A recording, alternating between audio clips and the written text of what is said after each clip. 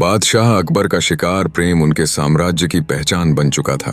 जब भी उनका मन करता वह शिकार पर निकल जाते, जहां अपनी तलवारों और धनुष बाण से कई जानवरों का शिकार करते।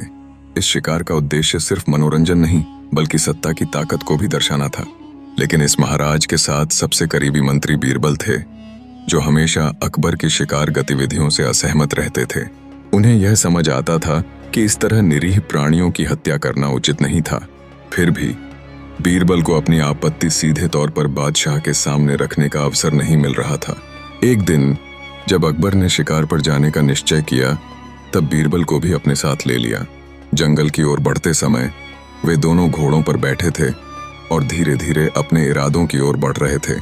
तभी उन्होंने एक पेड़ पर दो उल्लुओं को देखा जो आपस में जोर जोर से लड़ रहे थे। यह दृश्य ने अकबर को चौंका दिया और उन्होंने देखा कि बीरबल की आंखों में एक चमक है।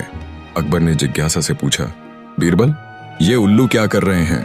वह बीरबल ने बिना समय गंवाए उत्तर दिया, हुजूर, ये दोनों दहेज के मामले पर बहस कर रहे हैं। एक उल्लू दूल्हे के पिता का है, जो कहता है कि उसे दहेज में 40 जंगल चाहिए। दूसरा उल्लू दुल्हन का पिता विवादित है और 20 जंगल ही देने को तैयार है, इसलिए दोनों में झगड़ा हो रहा है। अकबर की आंखों में ध्यान की चमक उमड़ आई। जब एक उल्लू ने फिर से जोर से चिल्लाया तो अकबर ने पूछा, अब यह क्या कह रहा है?